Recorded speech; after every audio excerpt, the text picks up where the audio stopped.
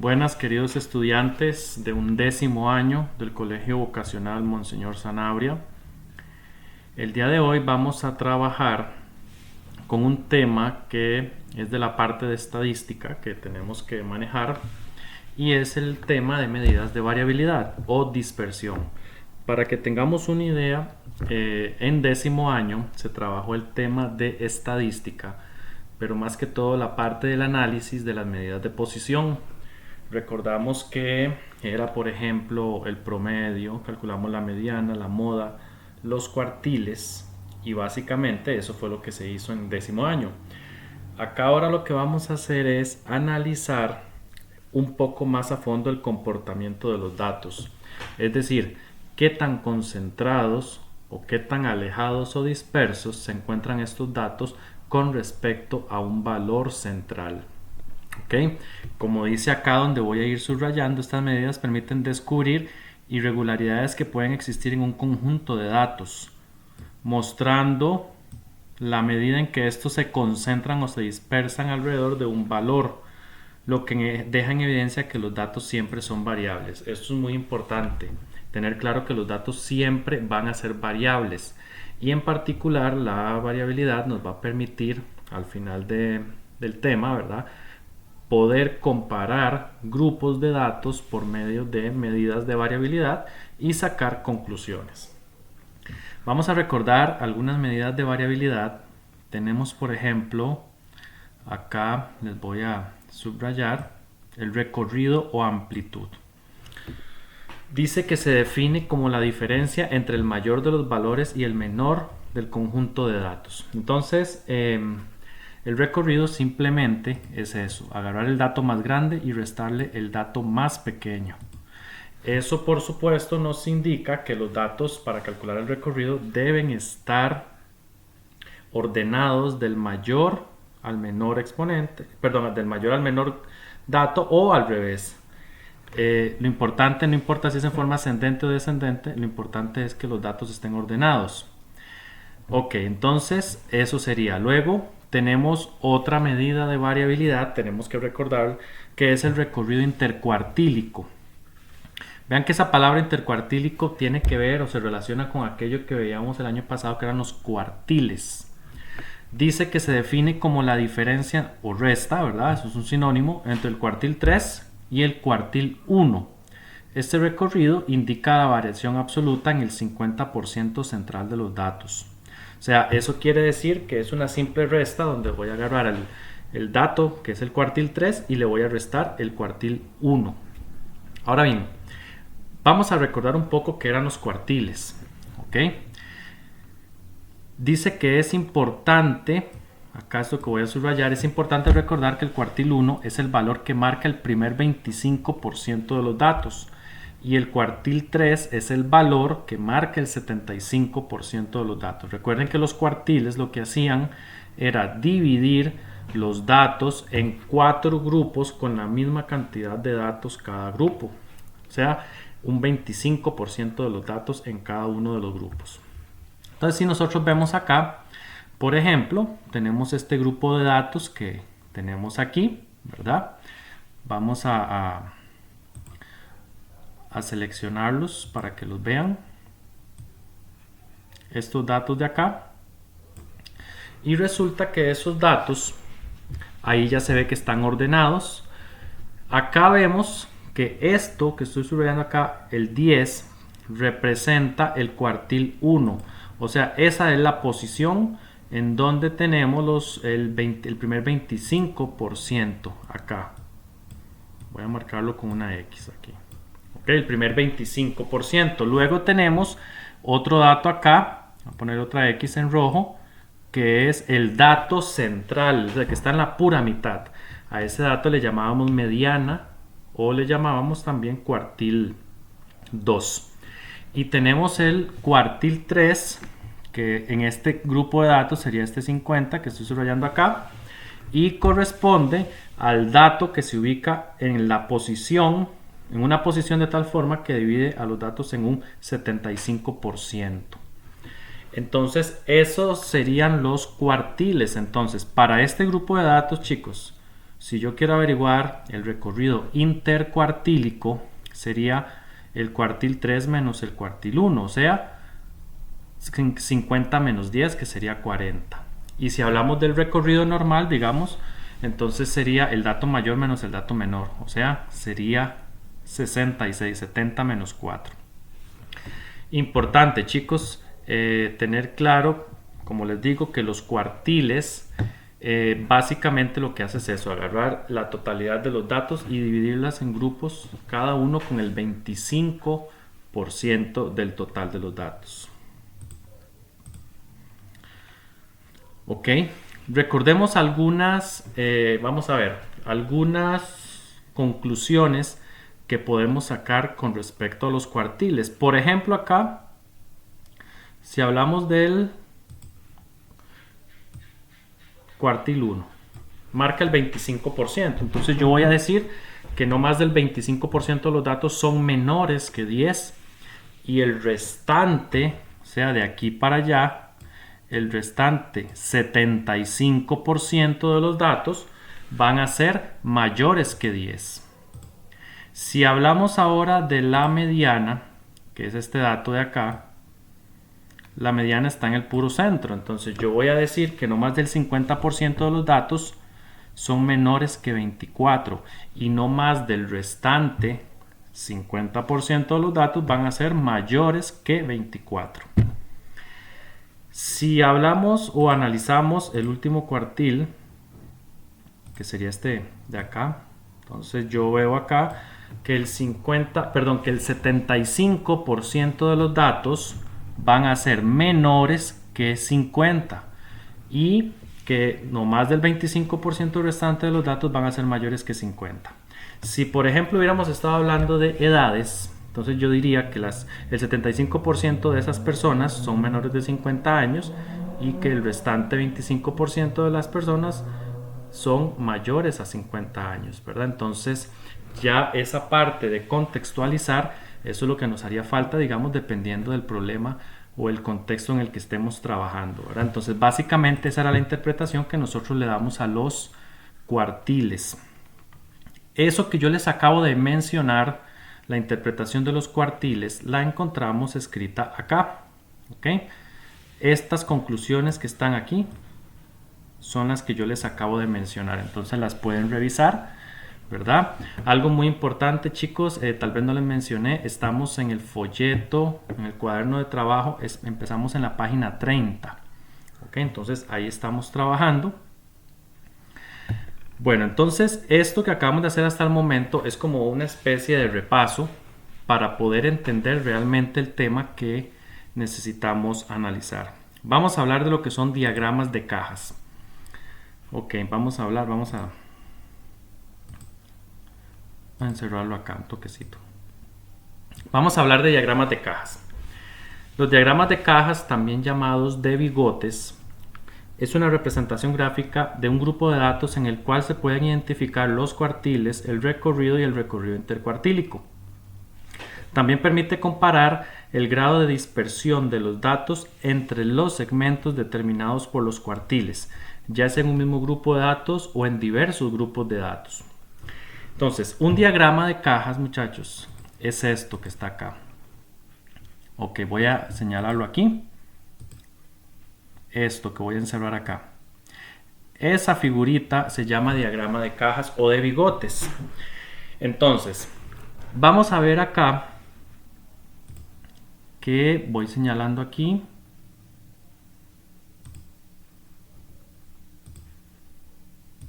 Este dato de acá, que acabo de señalar con verde, es el dato mínimo. Ahí pondríamos el valor más pequeño del conjunto de datos. Y este que voy a señalar acá al final, en color verde también, sería el máximo. O sea, ahí vamos a poner el dato más pequeño y el dato mayor respectivamente. En estas partes de la cajita propiamente, aquí vamos a ubicar el cuartil 1. En este de acá que voy a subrayar, voy a ubicar el cuartil 3 y esta línea que está aquí dentro de la caja va a ser el cuartil 2 o la mediana. Ahora bien, algo importante, chicos, uno tiene la idea tal vez de que la mediana tiene que estar en el puro centro de la caja, ¿verdad? Pero los diagramas de cajas, como ya mencionamos, nos sirven para comparar dispersión o concentración. Entonces, el hecho de que esta lineecita dentro de la caja esté más a la izquierda que a la derecha, no quiere decir que en este segmento de acá que estoy señalando hay menos datos que en este otro. No, hay la misma cantidad de datos. O sea, del mínimo al cuartil 1 siempre vamos a encontrar un 25% de los datos. Del cuartil 1 al cuartil 2 o mediana hay otro 25%. Del cuartil 2 al cuartil 3 hay otro 25%. Y del cuartil 3 al máximo hay otro 25%. Entonces, ahí lo que está pasando, chicos, es que en esta parte de la caja que se ve más amplia es porque los datos están más dispersos, mientras que en esta parte de la cajita de la izquierda los datos están más concentrados. Entonces esa línea no indica que hay más datos o menos datos, no. En cada uno de estos segmentos determinados acá en los diagramas existe la misma cantidad de datos. El hecho de que sea más largo o sea más pequeño, el espacio lo que quiere decir es que están más dispersos, más separados, o si es más reducido el espacio es porque los datos están más concentrados, están muy juntitos entre sí. Lo mismo sucede con los bigotes. Si vemos el primer bigote, que es esta línea de acá, aquí este primer bigote se ve más largo que el último. Un poquito, no mucho, pero sí se ve un poquito más largo. No quiere decir que hay más datos que en el otro, no. Lo que quiere decir es que en este primer 25% de los datos, ¿verdad? El que está entre el mínimo y el cuartil 1, estos datos están más dispersos, más separados que en este último 25%. Entonces, esa es la idea de los diagramas de cajas. Veamos, ahora sí veámoslo con un ejemplo. Dice, el siguiente diagrama representa las notas obtenidas por un grupo de 40 estudiantes en una prueba de matemática. Ok, entonces, de este diagrama, ¿qué conclusiones puedo sacar yo? Vamos a ver. Que la menor nota obtenida en dicha prueba fue un 56 y la mayor de las notas fue un 94. Es cierto, si yo reviso el diagrama de cajas que tenemos acá, el primer bigote está asociado con un 56, o sea, ese sería el mínimo. Luego, el recorrido intercuartílico es 22, ¿ok? Recuerden que el recorrido intercuartílico es, como ya lo definimos, es el cuartil 3 menos el cuartil 1. Aquí ya en el diagrama de cajas, yo puedo visualizar que este rojo es el cuartil 3 y puedo visualizar que este es el cuartil 1. Entonces, si yo a 82 le quito 60 me da 22. Por eso es que el recorrido intercuartílico es 22. Ahora bien, si yo veo esta número 3, esta conclusión número 3, habla del 50%. Dice, no más del 50% de los estudiantes obtuvieron una nota menor a 72 y no más del restante 50% obtuvo una nota superior a 72. O sea, estaríamos, solo el hecho de que me estén mencionando, chicos, el 50%, o sea, ya yo sé que está haciendo referencia a la mediana. Ok, a ese dato que vamos a señalar bien acá. Ok, eso es lo que me está diciendo, que el 50% de los datos son menores a 72, bueno, en este caso notas, y que no más del restante 50% son datos mayores a 72, son notas mayores a 72.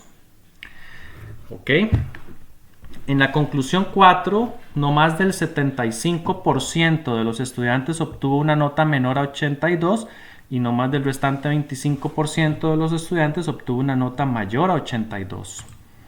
Ok, entonces cuando hablamos de un 75% menor y un 25% mayor, estamos haciendo referencia específicamente al cuartil 3. O sea, que no más del 75% de las notas fueron menores a 82 y el restante 25% fueron notas mayores a 82. ¿Ok? Y algo importante acá, dice, por ejemplo, en esta misma Indicación, al ser en total 40 estudiantes, también se podría afirmar que 30 estudiantes obtuvieron una nota menor o igual a 82 y que los otros 10 estudiantes obtuvieron una nota mayor o igual a 82. Vean que el análisis que hemos estado haciendo de los diagramas de cajas es un análisis por porcentajes, 25%, 50%, 75% respectivamente. Entonces, si yo sé que son 40 estudiantes, yo también podría hacer ese análisis en valores absolutos, o sea, a 40 le calculo el 25% y sé, o sea, cuántas personas sacaron una nota específicamente menor que el cuartil 1. O sea, ya una cantidad absoluta de personas, no necesariamente viéndolo por porcentajes. Si yo en el diagrama, por ejemplo, veo que la mediana es 72, vamos a señalarla acá. Si veo que la mediana es 72 y sé que la mediana marca el 50% y además sé que son 40 estudiantes, entonces lo que voy a decir es que el 20 estudiantes que representan el 50%, ¿verdad? 20 estudiantes obtuvieron una nota menor a 72 y no más del restante 50%, o sea, no más de los otros 20 estudiantes obtuvieron una nota mayor a 72. ¿Ok? Bueno, y ya para terminar con este ejemplo, no sé si se preguntaron por esto. ¿Qué es esto de acá? Esa X representa como un numerito que quedó por fuera del diagrama de cajas. Y eso es muy común en el análisis de datos, ¿verdad? Cuando un dato se sale de la normalidad de lo que está sucediendo en el grupo, a ese dato se le llama valor atípico. Y con la idea de no sesgar la información, el análisis, lo que uno hace como analista es eliminar ese dato del diagrama, o sea, mostrarlo como un valor atípico. Así se les llama.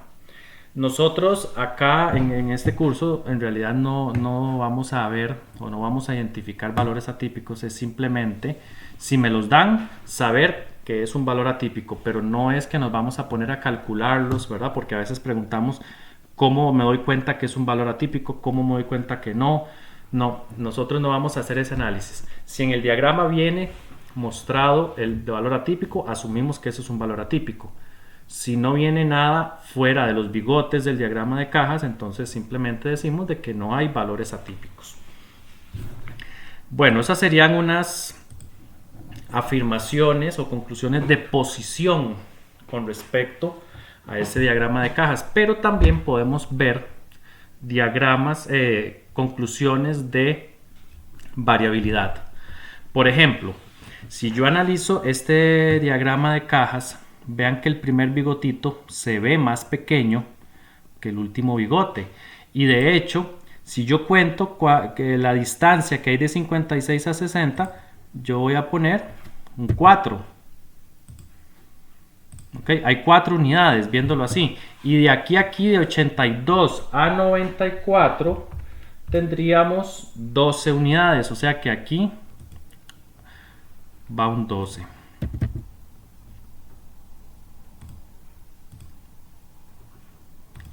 Acá es donde va el 12. ¿Ok? Entonces, vemos, chicos, que hay mayor dispersión en este último 25% comparado con este primer 25%. Insisto, no quiere decir que es que en el primer 25% solo hay 4 datos y en el último hay 12, no. Lo que quiere decir es que el primer 25% de los datos está distribuido en un rango de 4 unidades, mientras que el último 25% de los datos está distribuido en un rango de 12 unidades, o sea, están más separados. Entonces, hay mayor, podríamos decirlo así, hay mayor dispersión en el último 25% que en el primer 25%. O bien, podríamos decir que hay mayor concentración de los datos en el primer 25% con respecto al último 25%. Y lo mismo, el mismo análisis podemos hacer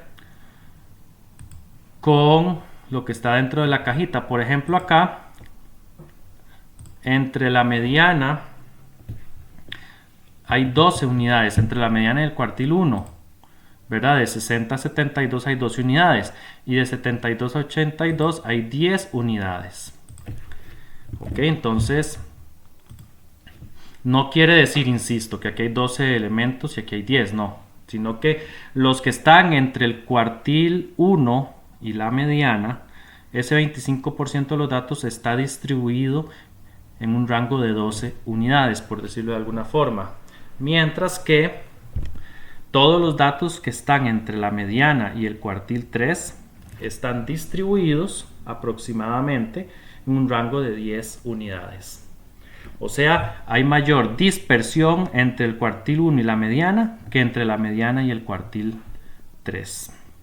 Básicamente esas serían las conclusiones de dispersión que me permiten mostrar un diagrama de cajas, o me permite analizar un diagrama de cajas.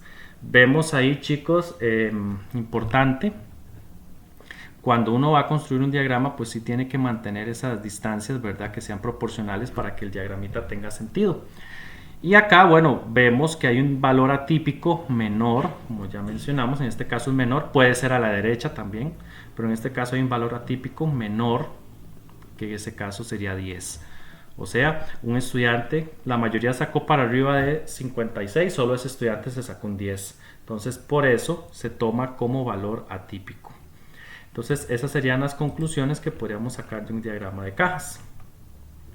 Ahora bien, los diagramas de cajas también los podemos utilizar para comparar datos, para comparar grupos de datos. Entonces, por ejemplo, si nosotros vemos acá, dice: los siguientes diagramas de cajas describen el número de horas al mes que dedica un grupo de adultos mayores al realizar deporte y actividades de recreación. Vemos el diagrama de los hombres, vemos el diagrama de las mujeres, ¿verdad? Y ahí podríamos comparar cosas como esta. Dice: de los diagramas anteriores se pueden obtener las siguientes conclusiones. El 50% de los hombres adultos mayores dedican 16 horas o menos a realizar deporte o actividades de recreación. Estamos haciendo referencia a la mediana de los hombres, ¿verdad? Porque habla del 50%. Entonces, si vemos el 50% acá, es 16 en los hombres. El 50% de las mujeres adultas mayores dedican 14 horas o menos a realizar deporte o actividades de recreación. Al hablar del 50%, otra vez estamos haciendo referencia a la mediana, pero ahora del grupo de mujeres. En este caso vemos que la mediana es 14. El 50% de las mujeres mayores, adultas mayores, dedican 14 horas o menos. Ok, esa ya la mencioné, perdón. Para los hombres hay mayor dispersión en el primer 25% que en el último. Evidentemente es cierto, porque en el primer 25% el bigotito está más separado con respecto al último, lo que quiere decir que aquí hay mayor dispersión. Ok, para las mujeres hay menor, voy señalando esta de acá. Para las mujeres hay menor dispersión en el primer 25% que en el último. Menor dispersión, en efecto, si veamos acá las mujeres, en el primer bigotito es más pequeñito que el último bigote. O sea, hay menor dispersión o mayor concentración en el primer 25%. Y también podríamos utilizar estos diagramas para comparar los dos grupos de datos, ¿verdad? Entonces, por ejemplo, si veo una comparación de ese tipo, esta dice: la menor cantidad de horas mensuales dedicadas al deporte y actividades recreativas las presentan las mujeres. La menor cantidad, está haciendo énfasis al mínimo. Entonces, yo veo el mínimo de las mujeres es 6, pero de los hombres es 6, pero el mínimo de las mujeres es 4. ¿Ok? Entonces, lo que quiere decir que en este caso es cierta esta afirmación, ¿verdad? La menor cantidad de horas las presentan las mujeres, solamente con 4. Luego, la mayor cantidad de horas dedicadas al deporte y actividades de recreación fue registrada por las mujeres. La mayor, Sí, porque los hombres, la mayor cantidad de horas de los hombres fue 25, pero la mayor cantidad de las mujeres fue 33. O sea, eso quiere decir que la afirmación es verdadera. Estábamos en esta número 2, ¿verdad? La 3 dice la mediana de los hombres es mayor que la de las mujeres. Es cierto, porque la mediana de los hombres es 16, mientras que la mediana de las mujeres es 14. Luego, en el primer 25% de las horas hay mayor dispersión en los hombres que en las mujeres. Vamos a comparar el primer 25%. En el primer 25% los hombres el bigotito está un poquito más largo que en el primer 25% de las mujeres. Y aunque no se vea tal vez en el tamaño del bigote, veamos la distancia del mínimo al cuartil 1 en los hombres. Vean que hay 6, un espacio de 6 aquí.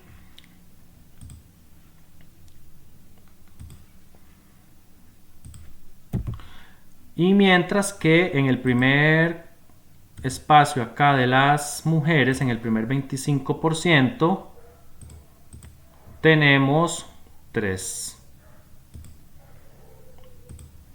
Ok. Entonces, evidentemente, hay mayor dispersión en los hombres con respecto a las mujeres. Repito, no quiere decir que es que en los hombres el primer 25% tiene 6 hombres y el de las mujeres solo 3 mujeres. No.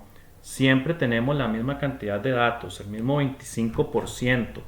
Lo único que nos va a cambiar es el rango en el que esos datos se mantienen, se distribuyen, ¿verdad? Entonces por eso hay más dispersión en los hombres que en las mujeres.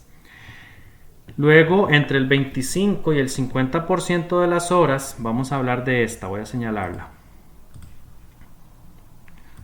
Entre el 25 y el 50% de las horas dedicadas al deporte y actividades de recreación presentan mayor dispersión las mujeres que los hombres. Vamos a ver si es cierto. Entre el 25 y el 50 estaríamos hablando de este pedacito entre el 25 y el 50, acá para los hombres y acá para las mujeres. Eso que estoy señalando ahí. Entonces vamos a ver si es cierto. Dice, presenta mayor dispersión las mujeres. Ok, presenta mayor dispersión de 16 a 24. Tenemos un rango de 8. Vamos a anotarlo acá.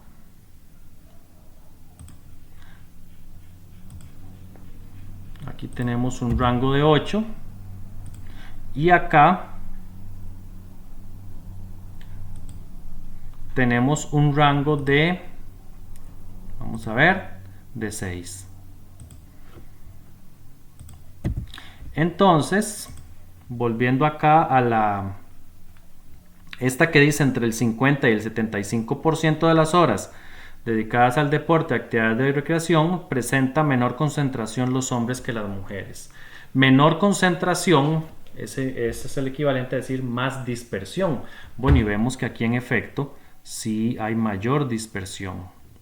Entonces, esa es una de las comparaciones que me permite hacer los diagramas de cajas. Básicamente esa es la importancia tal vez de los diagramas, ¿verdad?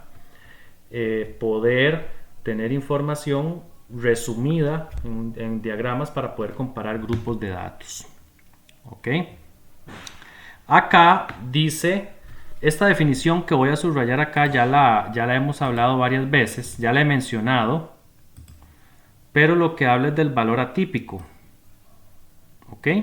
Dice que a pesar de que los diagramas se considera que la mayor cantidad de horas dedicadas por mujeres al deporte o actividad de recreación es 33 horas, lo estamos viendo con los diagramas que acabamos de proyectar, se observa un valor que se excluyó del diagrama. Dicho valor se llama valor atípico. En este caso, la persona que construyó el diagrama consideró que por la naturaleza de los datos y la población, una señora que dedique 65 horas mensuales al deporte es algo que se sale de la normalidad, de lo que se observó en el resto del grupo. Entonces, si comparamos acá, vemos el diagrama, en efecto aquí tenemos un valor atípico, ¿verdad? Un 65. La mayoría de mujeres estuvo entre el rango de 4 a 33 horas, solo una que se salió de lo normal, ¿verdad? que hace 65 horas por semana de ejercicio. Entonces, la persona que construyó el diagrama considera eso como un valor atípico y vea que lo muestra en la misma notación que mencionamos anteriormente. Bueno, chicos, acá en el folleto tenemos un código QR que representa un video de apoyo con respecto al tema de diagramas de cajas. Entonces, si alguno de ustedes quiere reforzar este tema con lo que son diagramas de cajas, puede trabajar o ver ese video de apoyo. Eso simplemente se descarga un lector de códigos QR en el celular o en la misma computadora, leen el código y automáticamente ese código lo direcciona al video. Entonces ahí nos queda esa ayudita adicional. Ok, acá tenemos unos ejercicios. Ok, en estos ejercicios básicamente esta primera parte es construir los diagramas dadas estas condiciones. Yo voy a resolverles uno, voy a construirles uno y ustedes construyen los otros. Entonces, un diagrama de cajas, yo creo que uno empieza dibujando el rectángulo. Voy a dibujarlo acá. Ok, y recordemos, vamos a ver que lo primero que uno pone es el cuartil 1. Voy a ponerlo acá, que el cuartil 1 es 32,5. Ok, y voy a poner el cuartil 3. Pero resulta que en los datos que vemos ahí no me están dando el cuartil 3. Entonces, yo me acuerdo que el recorrido intercuartílico que sí me lo están dando aquí es el cuartil 3 menos el cuartil 1, o sea, la distancia que hay entre el cuartil 1 y el cuartil 3. Si ya yo sé que el cuartil 1 es 32,5, le voy a sumar esa distancia para obtener el cuartil 3, ¿verdad? Y eso me va a dar 55,3, o sea, el dato que yo ocupo acá es 55,3.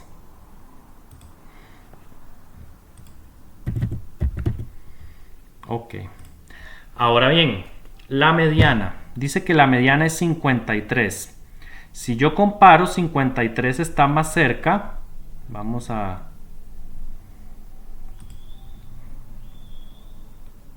Está más cerca de 55,3.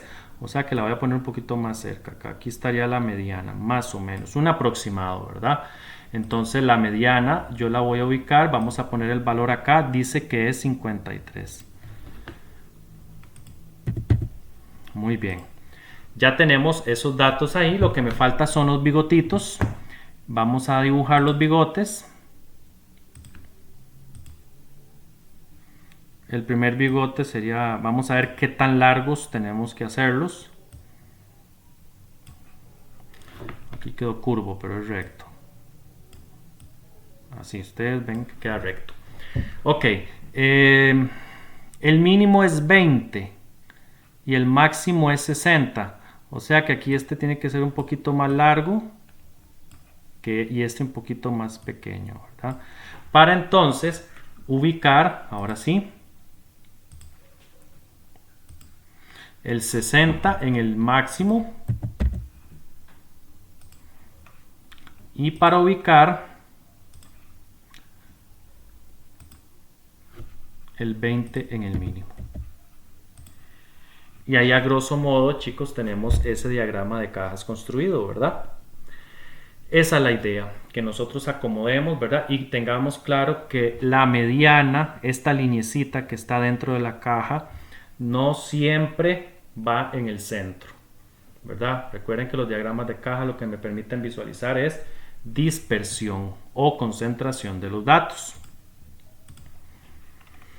Bueno, ya ustedes en casa van a resolver este primer ejercicio y el 3, o sea, van a construir estos diagramas, van a contestar estas respuestas, perdón, estas preguntas con respecto a estos dos diagramas y tendríamos por ahí. Ahora, en la parte de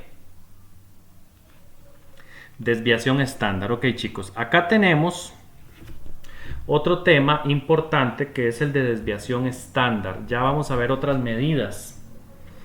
Dice que la desviación estándar o típica indica la variación máxima promedio que puede tener cada dato con respecto al valor central de un grupo de datos. Ok, en otras palabras, lo que me dice la desviación estándar es qué tanto, ya vimos que existe concentración o dispersión, ¿verdad? Alrededor de los datos centrales. La desviación estándar me permite ver qué tan separado, o sea, más o menos en qué rango se están separando, en qué rango se mantienen concentrados los datos. Veamos este primer ejemplo. Dice, las siguientes corresponden a las edades en años cumplidos de un grupo de jóvenes de Costa Rica, México y Brasil que participaron en la Jornada Mundial de la Juventud realizada en Panamá en enero del 2019. Aquí tenemos los datos. ¿Ok?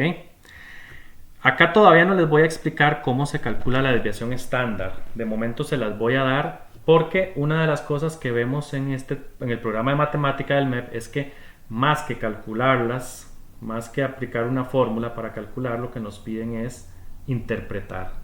Entonces, por ejemplo, el promedio. El promedio ya nosotros sí podemos calcularlo, ¿verdad? Recuerden que el promedio, de la forma más sencilla de calcularlo era sumar todos los datos y dividirlo entre el total de datos. Entonces, para Costa Rica el promedio es 17, para México el promedio es 17 y para Brasil el promedio es 17. O sea, de pura casualidad, los tres promedios nos dieron lo mismo. La desviación estándar, en el primero dice en Costa Rica es de 1,29, en México es de 2,51 y en Brasil es de 3,51. ¿Qué quiere decir eso? Ya vimos que la desviación estándar es la variación máxima promedio, o sea, lo más que se alejan los datos con respecto al valor central.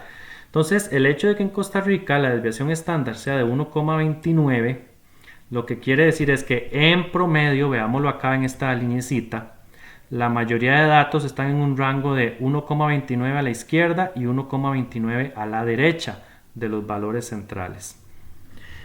Aún así yo observo que quedaron unos por fuera, ¿verdad? Por eso es una variación máxima promedio, o sea, no es exacto, es un promedio de esa variación. Puede ser que todos queden por dentro o puede ser que algunos queden por fuera.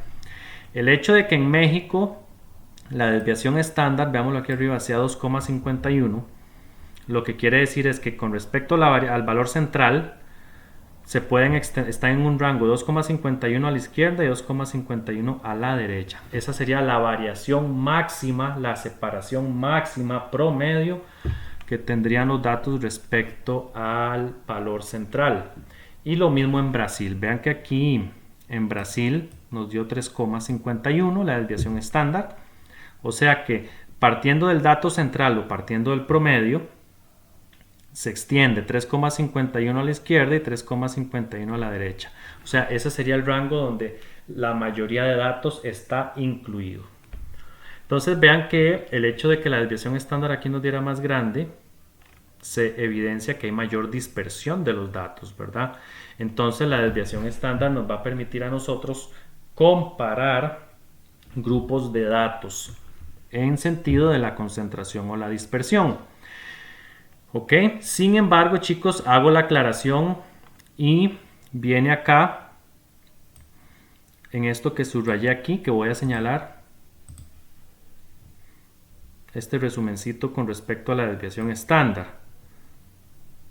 Dice que entre más grande es la desviación estándar, el grupo de datos presenta mayor dispersión y entre más cercano sea cero, los datos se encuentran más cercanos del promedio y por consiguiente muy cercanos entre sí. Lo que quiere decir que la dispersión o variación respecto al promedio es pequeña. Ok, entonces eso es importante. Y esta otra todavía es más importante. Dice, la desviación estándar es una medida que limita demasiado a la hora de realizar comparaciones. Solamente permite comparar grupos de datos que tengan la misma naturaleza con la misma media aritmética. O sea, en otras palabras, la desviación estándar solamente la podemos usar para comparar datos, grupos de datos, cuando los dos grupos o los grupos de datos que vayamos a comparar tengan todos el mismo promedio. Ya con solo uno que tenga promedio diferente, ya la desviación estándar no me va a servir para comparar. Entonces, Por eso es que dice que limita tanto. De hecho, la desviación estándar la vamos a utilizar muy poquito. O sea, en casos casi nunca la vamos a utilizar para comparar datos, para comparar grupos por esa razón. Solamente si yo de pura casualidad detecto que si tienen el mismo promedio, entonces puedo utilizarla para comparar. Acá encontramos, chicos, otro video. Aquí se los voy a señalar en rojo, otro código QR. Es otro video de apoyo con respecto a lo que es desviación estándar, que también lo pueden ver en línea, ¿verdad? Es un video de YouTube, de hecho. Ok, otra medida que tenemos acá, voy a señalarla, es la varianza. La varianza dice que corresponde al cuadrado de la desviación estándar, o sea, agarrar el resultado de la desviación estándar y elevarlo al cuadrado. Así de simple, agarrar el resultado y elevarlo al cuadrado. Y la varianza no tiene ninguna interpretación práctica, simplemente la calculo y listo. Mientras que la desviación estándar, pues sí, la interpretación, como ya yo la mencioné, es la variación máxima promedio. Eso corresponde a la desviación estándar. Ahora bien, chicos, vean, ¿cómo calcularla? La desviación estándar y la varianza. Si vamos más adelante, aquí encontramos una forma de hacerlo con una tabla, unos cálculos, pero resulta que no vamos a, en vista de la situación que se está dando, ¿verdad? No vamos a verlo con tablas, les voy a explicar directamente con las calculadoras para que ustedes puedan calcular la desviación estándar y por consiguiente puedan calcular la varianza, ¿verdad? Porque recuerden que la desviación estándar no es más que la varianza, perdón, no es más que la desviación estándar al cuadrado. Entonces vamos a ver. Acá en la página 35 viene la combinación de teclas que tenemos que utilizar en las diferentes calculadoras. Por ejemplo, acá esta primera es la FX 570 ES. ¿Cuál calculadora es esta? Se las voy a mostrar. Es esta calculadora. Los que tienen esta calculadora la identifican por las teclitas estas del IAC de color rojo. Para esa calculadora, la combinación de teclas es esta. Primero, pongo modo 3.1. Ahí me aparece una tablita. Entonces lo que yo voy a hacer, chicos, es ir digitando cada uno de los datos. Digito un dato y le doy igual. Digito un dato y le vuelvo a dar igual hasta que digite todos los datos en la tablita que me aparece ahí. Sería importante que tengan la calculadora a mano, ¿verdad? Luego, el paso número 3 es dar las teclas Shift 1, 5. Al darle Shift 1, 5 me aparece un menú en el cual si le doy 2, lo que me calcula es el promedio. Pero si en vez de marcar el 2 le doy 3, el resultado que me va a dar es la desviación estándar. Entonces esa sería la combinación de teclas para calcular la desviación estándar en un grupo de datos con esa calculadora. Y ya para volver al modo normal simplemente le damos modo 1. Luego, para los que tienen esta calculadora, la FX 570 ES Plus, es esta que les voy a mostrar acá.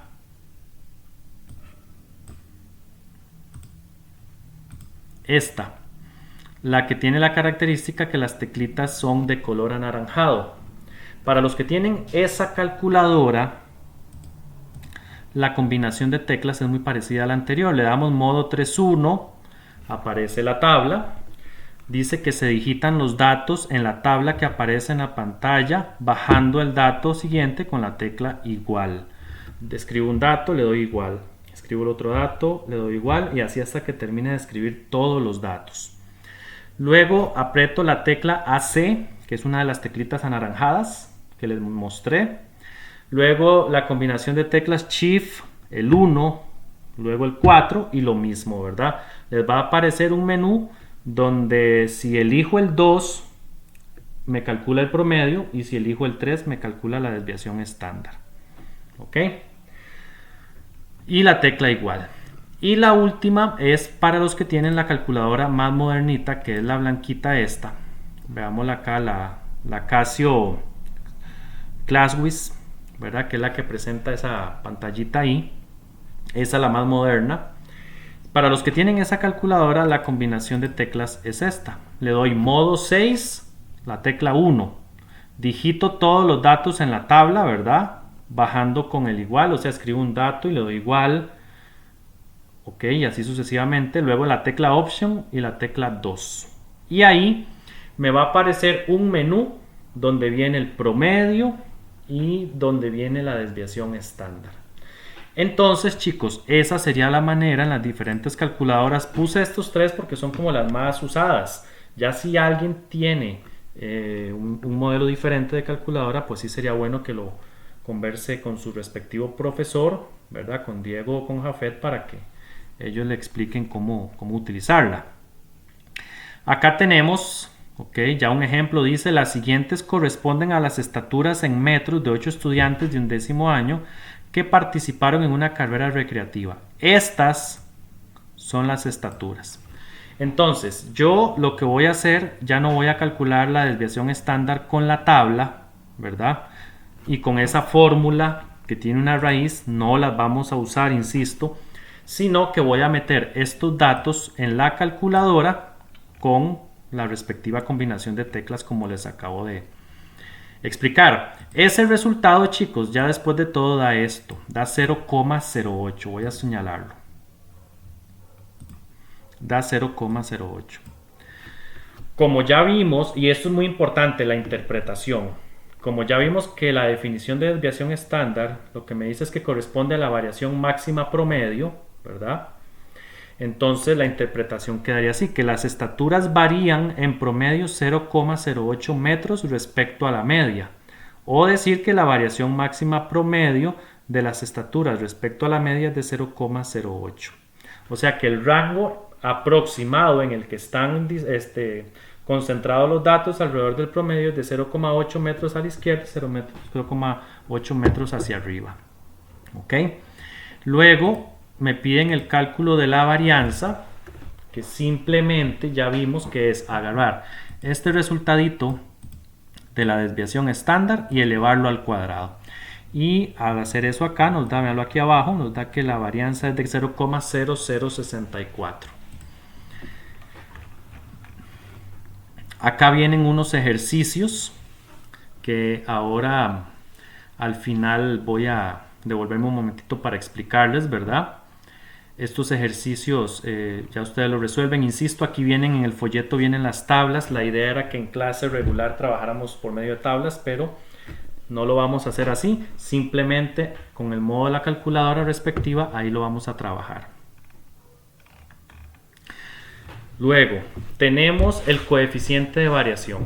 Esta es otra medida de variabilidad, chicos. Vean, resulta que el coeficiente de variación me permite, a diferencia de la desviación estándar, comparar grupos de datos que no necesariamente tienen el mismo promedio, o sea, que no tienen la misma naturaleza.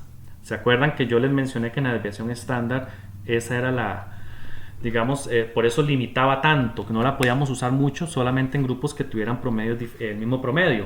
El coeficiente de variación es otra fórmula diferente, que depende de la desviación estándar, de hecho, y lo que me permite hacer es comparar grupos de datos que tengan diferente naturaleza, o sea, que no necesariamente tengan el mismo promedio. La formulita es esta, aquí la estoy señalando: desviación estándar entre el promedio por 100.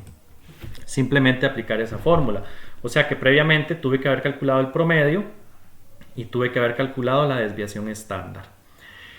Este coeficiente de variación, vamos a ver, es un número, es un porcentaje. Indica, veanlo acá donde lo voy a señalar, en valores porcentuales, lo que representa la desviación estándar con respecto al promedio. O sea que el resultado y la interpretación que siempre le vamos a dar al coeficiente de variación es con respecto a un porcentaje. Vamos a ver otra formulita más y ya vemos cómo se aplica tanto el coeficiente de variación como la nueva fórmula. El valor estandarizado o la estandarización. Así como el coeficiente de variación permite comparar la variación de dos o más grupos de datos, el valor estandarizado o posición relativa permite comparar un dato en particular de cada grupo para definir cuál de los dos destaca más dentro de su grupo, o sea, quién es más representativo. Entonces, lo que me permite es, en dos grupos diferentes, elegir un dato de cada uno de ellos y ver cuál de los dos datos es más representativo en su respectivo grupo. Es una comparación individual de un dato de un grupo con un dato de otro grupo y ver quién es más representativo o más significativo en su grupo. Entonces, la fórmula la tenemos acá, voy a señalarla. Resulta que la fórmula es esta. Se representa con una z, zi, o sea, el valor estandarizado para el dato i. Es el dato que yo quiero analizar menos el promedio entre la desviación estándar. Acá está la nomenclatura de qué significa cada uno, ¿verdad? Entonces, por ejemplo, acá tenemos, dice, determina la desviación estándar, varianza, coeficiente de variación de las siguientes notas obtenidas por los estudiantes en el examen de física y calcule el valor estandarizado para la nota 55. Bueno, insisto, estas tablitas no las vamos a usar. Con la calculadora vamos a determinar el promedio, que lo podemos hacer con la combinación de teclas que les expliqué, o a pie, como lo tenemos acá, que es la suma de todos los datos entre el total de datos. Bueno, resulta ser que el promedio da, aquí lo estoy señalando, 76,8. Siempre con la calculadora, la desviación estándar nos estaría dando 13,12. ¿Ok? O sea, la interpretación sería que la variación máxima promedio de las notas con respecto a la media es de 13,12 puntos. O sea, que la mayoría de los datos están en un rango de 13,12 puntos hacia arriba y 13,12 puntos hacia abajo del promedio. Luego me piden calcular la varianza con esos datos, pero la varianza es agarrar el resultado de la desviación estándar y elevarlo al cuadrado. En este caso nos da 172,13. Coeficiente de variación. Ahora sí, la formulita que vimos, desviación estándar entre el promedio por 100. Pero resulta, chicos, que ya todos esos valores yo los tengo calculados. La desviación estándar, que nos dio 13,12. El promedio, que nos dio 76,8, y lo multiplico por 100. Eso nos estaría dando 17,08. Es decir, que la variación de las notas con respecto al promedio representa un 17,08% de la media. Un valor porcentual. Y el valor estandarizado para la nota 55 sería el dato, que es un 55, menos el promedio, que nos había dado 76,8, dividido entre la desviación estándar, que la hicimos con la calculadora, y nos da 13,12. Ese resultado nos da menos 1,66. Ya tendríamos el valor estandarizado para la nota de 55. Veamos otro ejemplo. Dice, retomando el ejemplo 2 de la página 7, perdón, no es la página 7, ya les digo cuál es. Vamos a ver, hay un errorcillo. De la página en el cual se determinó la estatura promedio de los 8 estudiantes. Ok. Ya les digo, era en la página 34. Sí, en la página 30. Vamos a ver, los 8 estudiantes. Ok, en la página 36 es. Tomando el ejemplo de la página 36. Ok. Dice, la estatura promedio es de 1,76, o sea, ya me están dando el promedio, ya lo había calculado. La desviación estándar es 0,08. Entonces, el coeficiente de variación, utilizando la respectiva fórmula, vean acá donde la tengo señalada, es el dato menos el promedio entre la desviación estándar. Perdón, desviación estándar entre el promedio por 100. Esa es la fórmula del coeficiente de variación. Hay un errorcito. Entonces, al hacer ese cálculo me da 4,54%, lo que quiere decir que la variación de las estaturas con respecto al promedio representa un 4,54% de la media. No sé si notaron, pero la interpretación casi siempre es la misma para todos los resultados del coeficiente de variación. Siempre se utiliza como la misma plantilla. Y dice, ¿cuál de las siguientes estaturas de los estudiantes que participaron en la carrera recreativa es más representativa? 1,77 o 1,86. Entonces, ¿qué es lo que vamos a hacer, muchachos? Ahí vamos a calcular el valor estandarizado para cada uno de esos valores, para cada una de esas estaturas. Y el resultado que me dé mayor, ese va a representar el dato más representativo. Recordemos que es el dato menos el promedio entre la desviación estándar. Al hacer esos cálculos, aquí tengo 0, esta me da 0,125 y la otra 1,25. Evidentemente es mayor la de 1,86, entonces yo puedo decir que es más representativo el dato de 1,86. Ok, acá tenemos, chicos, otro código QR, ahora que este hace énfasis al coeficiente de variación y valor estandarizado, ¿verdad? Entonces también lo pueden ver. Bueno, y ya acá, para ir terminando, chicos, tenemos estos ejercicios también. Voy a devolverme ahora sí ya a cuáles son los ejercicios que tienen que trabajar. Me devuelvo a la página. Bueno, haciendo un recuento de los ejercicios que tenemos que trabajar, están primero los de la página 33. Ok, página 33, acá del folleto. Ok, página 30 y... Vamos a ver, los otros ejercicios están en la página 37. Ok. Y los otros ejercicios están acá en la página 40. A partir de la página 40. Entonces, acá, chicos, tal vez hacer algún recuento ahí, ¿verdad? Recuerden entonces, la desviación estándar se calcula en la calculadora con la combinación de teclas que ya les indiqué, dependiendo de la calculadora. El promedio, que lo vamos a necesitar mucho, lo podemos calcular con la combinación de teclas o haciéndolo de la forma tradicional, que es sumar todos los datos y dividirlo entre el total de datos. Luego lo que es coeficiente de variación y valor estandarizado son un par de formulitas que usan el promedio, que dependen del promedio de la desviación estándar, pero es simplemente calcularlas e interpretarlas, ¿verdad?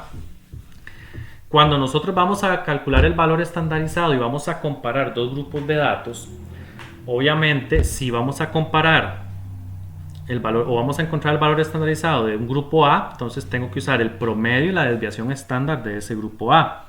Y si voy a compararlo con otro elemento de un grupo, llamémoslo B, entonces quiere decir que para el valor estandarizado tengo que trabajar con el promedio y con la desviación estándar de ese valor, de ese grupo B. ¿De acuerdo? Ok, ya para finalizar, jóvenes, acá les voy a proyectar las respuestas de algunos de los ejercicios de los que yo considero que requieren respuestas, ¿verdad? Para que cuando ustedes los resuelvan, comparen y se den cuenta si realmente lo hicieron bien o no.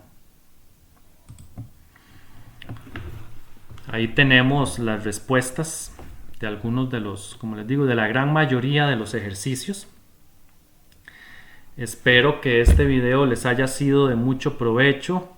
Recuerden que cualquier duda la pueden canalizar con su respectivo profesor, vía Teams preferiblemente, o vía Messenger por medio del Mateboca.